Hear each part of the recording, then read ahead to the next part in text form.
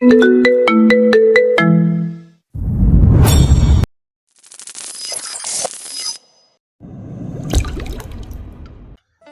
Me sir, একটু শুনুন। আমি যদি আপনার কান বরাবর কষিয়ে একটা থাপ্পড় দেই, অন্য পাশের কান থেকে ফিনকিতে রক্ত ঝরতে থাকে, তখন আপনার কেমন লাগবে? রাজ, হাউ আর ইউ? সাধারণ পাবলিক স্যার। তোমার সাহস কিভাবে হয় আমাকে এসব বলার? তুমি জানো আমি কে? আপনি জানেন ওই রিক্সা চালককে, যার শরীরে আপনি আঘাত করেছেন? ও রিক্সা চালক, এর থেকে বেশি কিছু জানার নাই।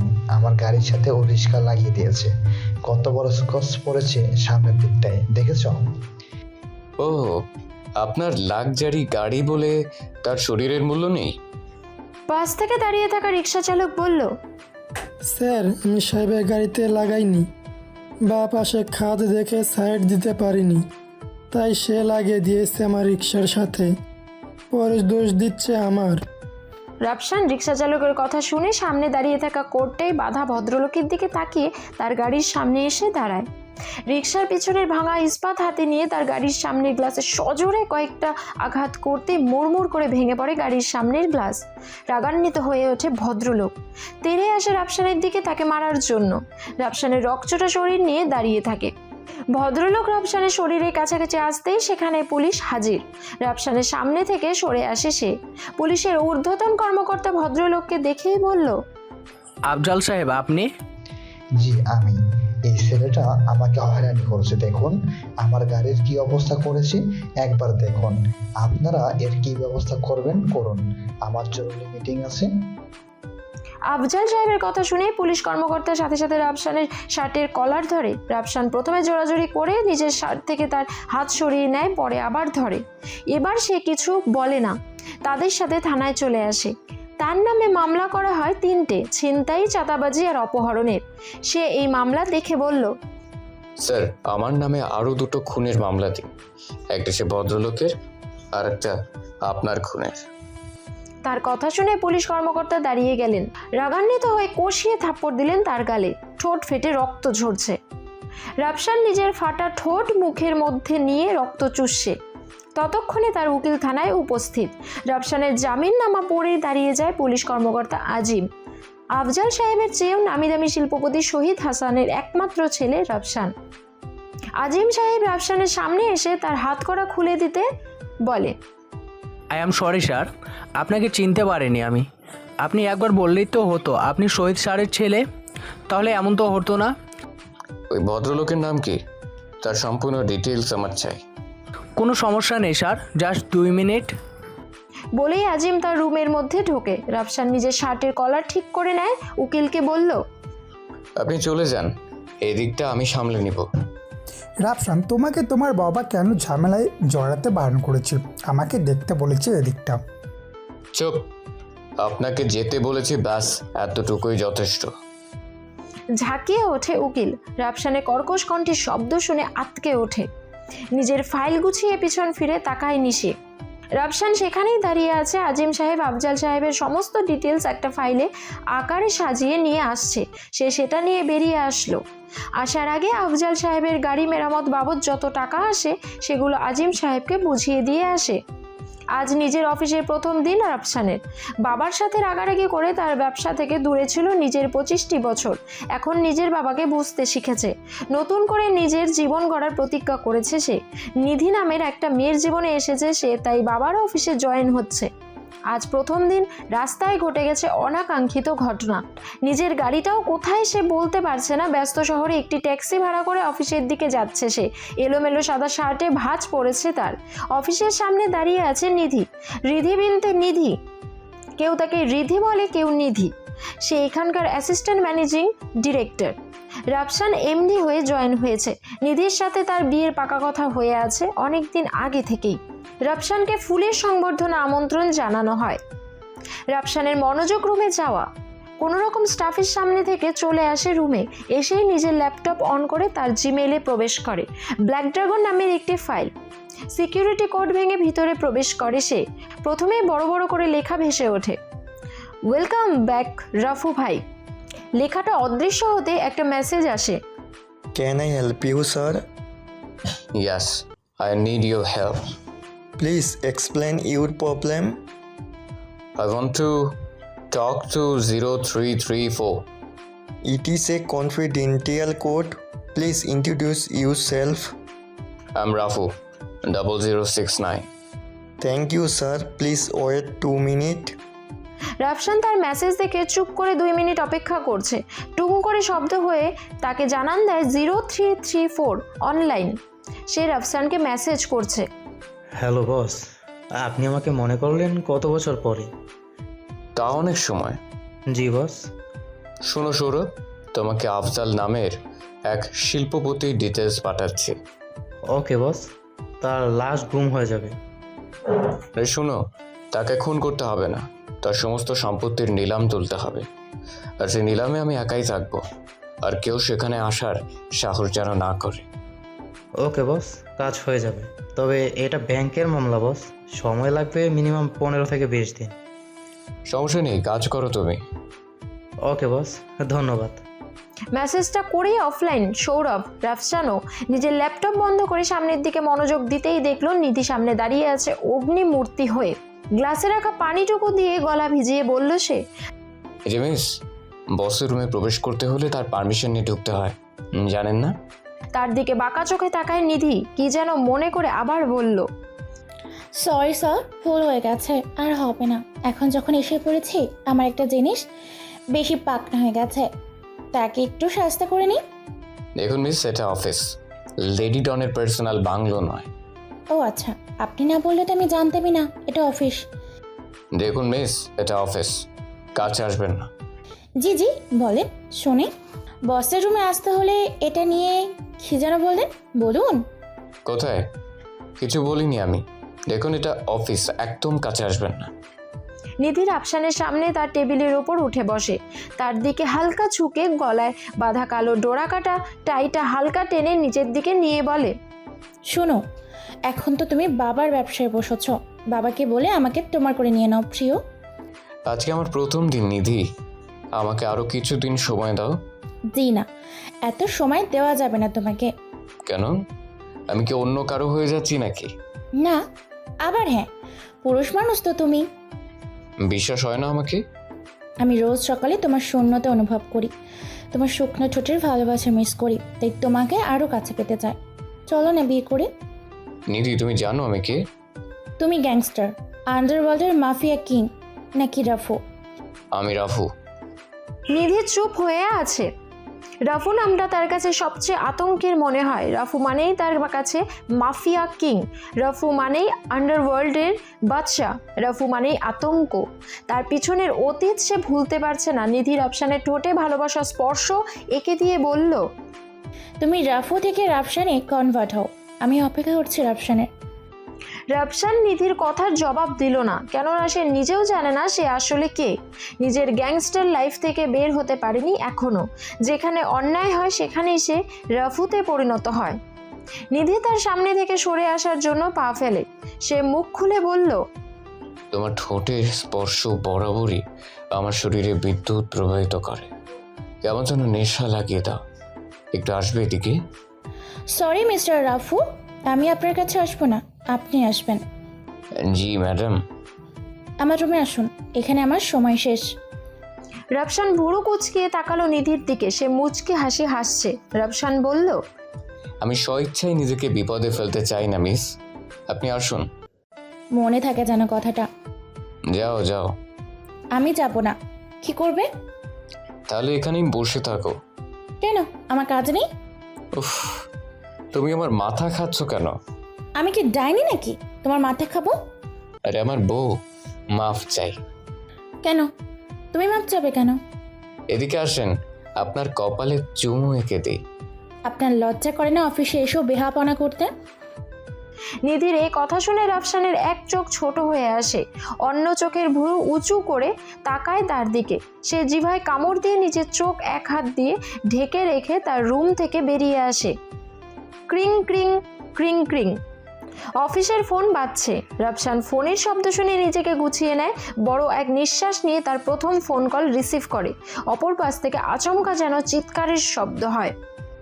ওই সালা সৈদ্যা, তোরে বলছি না আমার মাসিক চাঁদা এবার বাড়িয়ে দিতে। তা না করে এ মাসের চাঁদা দেওয়াই বন্ধ করে দিয়েছিস কেন? তোর কি জানের মায়া নাই? হ্যালো, কে বলছেন আপনি? বোধহয় ভুল নম্বরে ডায়াল করেছেন। কি রে, এখন আমাকে চিনতে পারছিস না? তোর মরণের ভয় না শহীদ? আমি রাফসান বলছিলাম, শহীদ হাসানের ছেলে। আজ থেকে আমিই তার ব্যবসা দেখাশোনা করব। আপনার যা বলার সরাসরি এসে বলুন। আচ্ছা, তুই ফোন রাখ, আমি আসতেছি। তোকে ব্যবসা বুঝিয়ে দিতে হবে। অপর পাশ থেকে ফোনটা কেটে যায়, তার শরীরে রক্তবিন্দু টকবগিয়ে ফুটতে থাকে। হাতের ল্যান্ডলাইনে ফোনটা টেবিলের উপর রাখতে গিয়ে দেখে সেটা দুখণ্ড হয়ে গেছে। এক পাশ থেকে রাখে সেটা, চেহারের সাথে মাথা ঠেকিয়ে চুপ করে বসে থাকে সে। হাতের নখগুলো বুঝতে পারে সে কতটা রেগে আছে। এলাকার চাঁদাবাজ রাসেল নিজের ফোনটা রেখে উঠে দাঁড়ায়। চারজন সঙ্গপাঙ্গ নিয়ে বের হয় রাফসানের অফিসের দিকে। তখন তার বসের ফোন আসে। সে ফোনটা রিসিভ করে বলে, হ্যালো ম্যাডাম, শহীদ হাসানের কালেকশনটা এখনো তোলা হয়নি। তার জায়গায় তার ছেলে বসেছে ব্যবসায়ী। আমরা তার কাছে যাচ্ছি। কালেকশন হয়ে যাবে ম্যাডাম, আমাকে একটু সময় দিন। অপর পাশ থেকে কোনো জবাব আসলো না। ফোনটা কেটে যায়। রাসেল পাশের ছেলেদের বলল, ম্যাডাম খুব রেগে আছে, কালেকশনটা তাড়াতাড়ি শেষ করতে হবে। রাসেল কাচের দরজাটা ধাক্কা দিয়ে খোলে। তড়িঘড়ি করে প্রবেশ করে রাফসানের অফিসে। ভাঙচুর করছে তার সঙ্গপাঙ্গ। রাসেল চলে আসে তার রুমে। রাফসান তেমনই বসেছিল। রাসেল তার সামনের চেয়ারে বসে কোমর থেকে পিস্তলটা বের করে টেবিলের উপর রাখে। রাফসান বলে, দাঁড়া, কার কাছে জিজ্ঞেস করে বসেছিস তুই? রাসেল হা হা করে হেসে দিয়ে বলল, আরে স্যার, আমাদের আদব কায়দা কে শিখাবে? আমরাই তো সবাইকে শিখাই। তোকে দাঁড়াতে বলছি, দাঁড়া। কি অভদ্রতা শুরু করলেন স্যার? একটু শান্তিতে কথা বলি। টাকা পয়সার ব্যাপার তো। তোকে আমি চাঁদা দিব নাকি? কি করবি? একটু শান্ত হন স্যার। আপনার বাবা কিন্তু আমাদের না করেননি কখনো। আমরা বুঝি আপনি টকবগে যুবক, শরীরে একটু তেজ থাকবেই, তবে আমাদের কথা না শুনলে তো বুঝে নেই। তোর পিস্তল দেখে আমার ভয় পেতে হবে?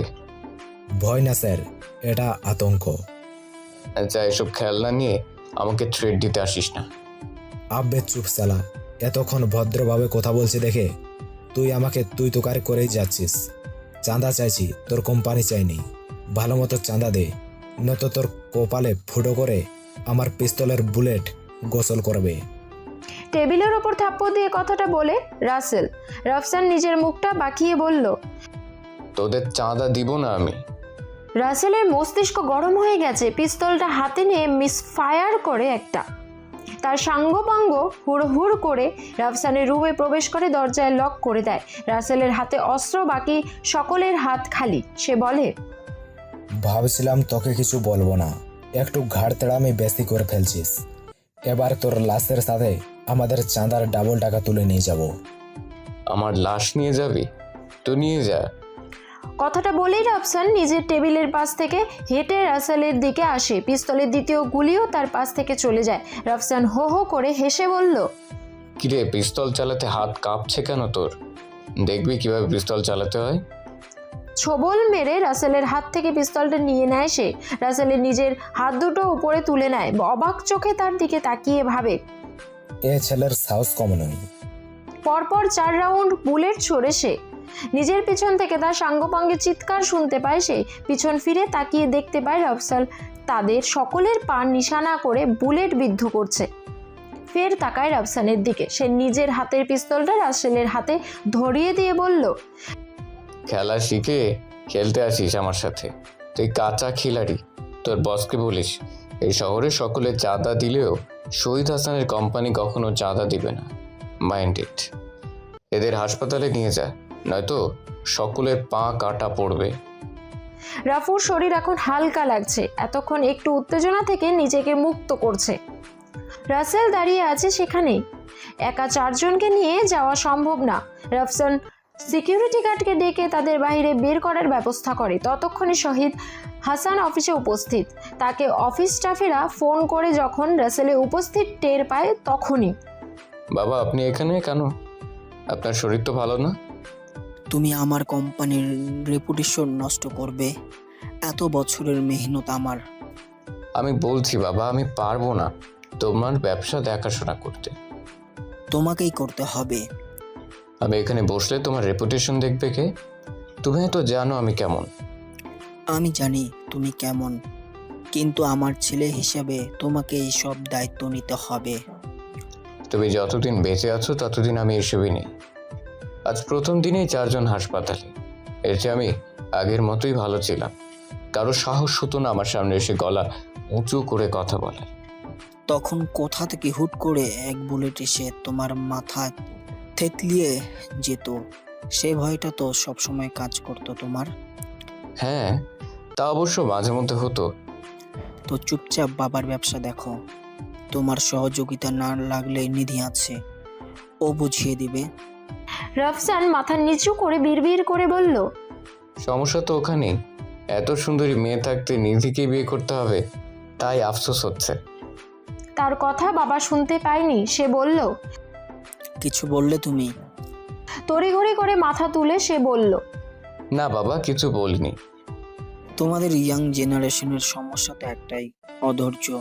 কোনো কাজের শুরুতেই তোমরা উপরে উঠতে চাও, এর পিছনের স্ট্রাগল তোমরা এড়িয়ে যেতে চাও। সেটাই তোমাদের সমস্যা। মনোযোগী হও, কাজে মন দাও। রাফসান নিজের কান দুটো বন্ধ করে রেখেছে, শুনেও শুনছে না বাবার কথা। কিছুক্ষণ কথা বলে বেরিয়ে আসেন শহীদ হাসান। যাবেন হাসপাতালে। রাসেলের সঙ্গীতের বেহাল অবস্থায় তাদের সহযোগিতার হাত বাড়িয়ে দেন সে। তাদের চাওয়া চাঁদার টাকা আর চিকিৎসা বাবদ সে অর্থ হয় সেটা তাদের বুঝিয়ে দিয়ে ফিরে এসে রাসেল নিজের মনে প্রতিজ্ঞা করে এর প্রতিশোধ সে নিবেই, কিন্তু শহীদ হাসানের ছেলেকে সেটাও দেখতে হবে। নিখুঁত নিশানায় অস্ত্র চালানো একজন দক্ষ কারিগরের কাজ। কে সে? বারবার মনের মধ্যে প্রশ্ন জাগে। রাসেলের ফোন বের করে তার বসের সাথে যোগাযোগ করে সবকিছু খুলে বলল। সে কিছুই বলল না। রাসেলের ফোনটা কেটে দিয়ে তার গ্যাংয়ের সবচেয়ে দক্ষ ক্যাডারকে ফোন করে। জি ম্যাডাম, জাহিদ বলছিলাম। হ্যাঁ, তোমাকে যার জন্য স্মরণ করি সেটা ফোনে বলবো নাকি সরাসরি? কি বলছেন ম্যাডাম? আপনাকে আজ পর্যন্ত কেউ দেখেছে?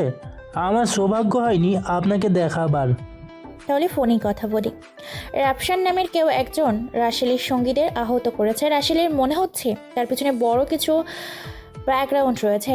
সেই সব খোঁজ খবর নাও, আর সহযোগিতা দরকার হলে আরিফের সাথে যোগাযোগ করবে। জি ম্যাডাম। বস এক্স তার স্যাটেলাইট ফোনটা টেবিলের ওপর রেখে উঠে দাঁড়ায়, দুহাত মেলে দিয়ে বলে, এ শহর আমার। সন্ধ্যা রাত তখন। আফসান বাইকে করে যাচ্ছিল কোথাও। হঠাৎ করে তার সামনে এক সুন্দরী এসে দাঁড়ায়। বাইকের হেডলাইটের আলোয় নিজের চোখ দুটো হাতের আড়াল করে। হাইড্রোলিক্স ব্রেকের ফলে রাফসানের কিছুটা অসুবিধা হয়, তবুও ওই মেয়ের হাতের দিকে তাকিয়ে থাকে। এক হাতে মদের বোতল, অন্য হাতে রেশমি চুড়ি। মেলে দেওয়া চুলগুলোয় মুখটা ঢেকে আছে। আস্তে করে নিজের চুলগুলো মুখের ওপর থেকে সরিয়ে নেয় সে। গোলাপি ঠোঁটের কোণে ছোট তিল। রাফসান থমকে যায় সেখানে। হালকা পাতলা ঠোঁটে নেশার বোতলে চুমুক দিতেই তার বড় বড় চোখের দিকে তাকায় রাফসান। মেয়েটা রাফসানের দিকে হাত নাড়িয়ে বলল, কি চাই? হ্যাঁ, বেটা সব কয়টা লুচ্চা, একটাও ভালো না। হেলিয়ে দুলিয়ে পড়ছে সে। রাফসান বাইক থেকে নেমে মেয়েটাকে আগলে ধরতে চায়। মেয়েটি আবারও বলে, খবরদার আমাকে স্পর্শ করবে না, মামলা ঠুসে দেব। আচ্ছা আচ্ছা, আমি আপনাকে স্পর্শ করব না, আপনি ঠিক হয়ে বসুন। আব্বে শালা, আমি বসবো না দাঁড়িয়ে থাকবো তা তোর কাছে জিজ্ঞেস করবো নি? শালা মাদার। দেখুন মিস, এই সময় এমন করে মাতলামি করলে যে কেউ এসে আপনাকে নিজের রুমে নিয়ে যাবে। মেয়েটা রাফসানের দিকে তাকায়, নিজের ঠোঁটটা বা হাত দিয়ে একটু টেনে নেয়, বলে, আব্বে শালা, তুই বারের ওই নাচনেওয়ালি সেই বদ ছেলেটা না? নাচ শালা, নাচ, বাদরের মতো নাচ, নয়তো তোর পিছন লাল করে দেব। মেয়েটির কথা শুনে রাফসান স্তব্ধ হয়ে গেছে। হাতের বোতলটি তার দিকে তাক করে বলল, নাচ শালা। রাফসান দাঁড়ালো না সেখানে, পিছন ফিরে দৌড়। বাইক স্টার্ট দিয়ে কোনোভাবে সেখান থেকে পালিয়ে বেড়ালো। প্রথম দেখায় ভালো লাগে মেয়েটাকে, কিন্তু এমন মাতাল হওয়ায় সবকিছু যেন গোলমলে হয়ে যাচ্ছে। তখনই নিধির ফোন আসে তার মোবাইলে। বাইকটা রাস্তার একপাশে দাঁড় করিয়ে ফোনটা রিসিভ করে সে। অপর পাশ থেকে শুনতে পায়, এই যে জনাব, কোথায় আছেন? কখন আসবেন? আমি রাস্তায় আসছি। সাবধানে আসুন। জি। ফোন কল কেটে যায়। রাফসান পুনরায় স্টার্ট দিয়ে চলল বাসার দিকে। মাতাল সে মেয়েটা উঠে দাঁড়ায়, হাতের বোতলটা পাশে বসে থাকা ছেলেটার হাতে দেয়। পিছন থেকে কয়েকজন উঠে আসে হাতে ক্যামেরা নিয়ে। একজন হাসতে হাসতে গড়াগড়ি খাচ্ছে আর বলছে, নাচ শালা নাচ, বাদরের মতো নাচ। ডায়লগটা কিন্তু স্ক্রিপ্টে ছিল না, তবে সেই রকম দিয়েছিস মিম। মিম মুচকি হাসলো, নিজের প্রশংসা শুনতে ভালোই লাগে তার। আরেক সহযোগী বলল, বিশ্বাস করো মিম, তুই যে অভিনয় করছিস তা কিন্তু আমরাও বুঝতে পারিনি। ছেলেটার মুখের দিকে তাকানোর মতো ছিল।